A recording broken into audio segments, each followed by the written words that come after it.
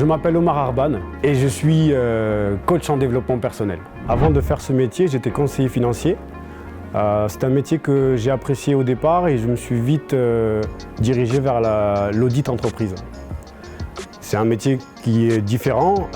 On est plus souvent en train de gérer de l'humain, contrairement à la banque où on gère de l'argent directement. Quand je travaillais dans les audits entreprises, je me suis rendu compte finalement au bout de quelques semaines que je faisais du coaching personnel et que la plupart du temps j'étais en train de gérer de l'humain alors qu'on me demandait de gérer des entreprises, ou en tout cas de gérer la partie économique de l'entreprise.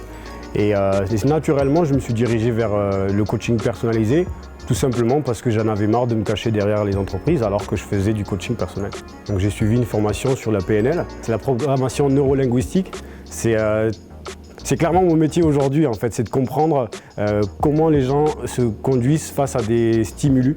J'ai aussi suivi des formations par rapport à la communication verbale, la communication non verbale.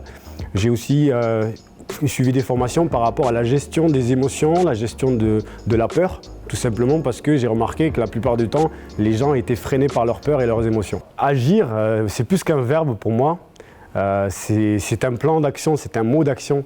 Agir, c'est pas juste le verbe, c'est aussi les 4 lettres que représente ce mot. Donc action, donc pour l'action que je mène avec les personnes qui viennent à mes conférences.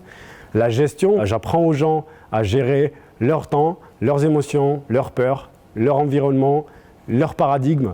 Et l'investissement, donc le I de agir, l'investissement, tout simplement parce qu'aujourd'hui, investir en soi, c'est la meilleure décision qu'on peut prendre dans sa vie. Parce que faire face à un monde qu'on ne connaît pas alors qu'on ne se connaît même pas, c'est très très difficile. J'ai connu cette période-là et pour vous éviter d'avoir à répondre à toutes ces questions, je suis là pour vous apprendre ces techniques. Et évidemment, la dernière lettre, le R de résultat, parce que grâce à agir, vous aurez des résultats et bien plus que ce que vous pensez. Pour ceux qui veulent découvrir le développement personnel, nous organisons des conférences partagées durant lesquelles nous allons échanger sur des thématiques qui vous correspondent et surtout qui vous permettent d'avancer. Le premier jour, en fait, le but, c'est que la personne arrive grâce aux thématiques qu'on va avoir par rapport au rapport avec soi, par rapport à la gestion de ses émotions et tout ce qui va en rapport avec la personne en elle-même. C'est-à-dire qu'à un moment donné, au bout du premier jour, nous avons l'objectif d'avoir plus confiance en soi, d'avoir une meilleure gestion de ses émotions et pouvoir comprendre avec beaucoup de recul la plupart des problématiques qu'on a eues jusqu'à présent. Le deuxième jour, c'est tout à fait différent. Nous avons une gestion par rapport à l'argent, par rapport au monde du travail, par rapport au monde professionnel.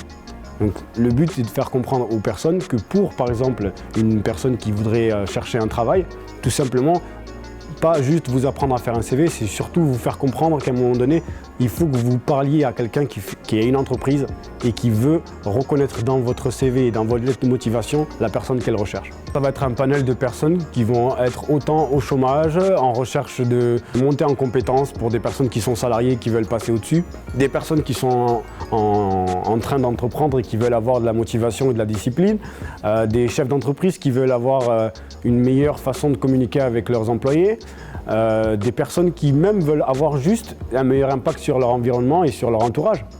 Ce n'est pas obligatoirement des personnes qui ont un objectif professionnel. Ça peut être personnel comme aussi sportif. Je suis beaucoup de sportifs dans leur quotidien et c'est vrai que le développement personnel fonctionne beaucoup.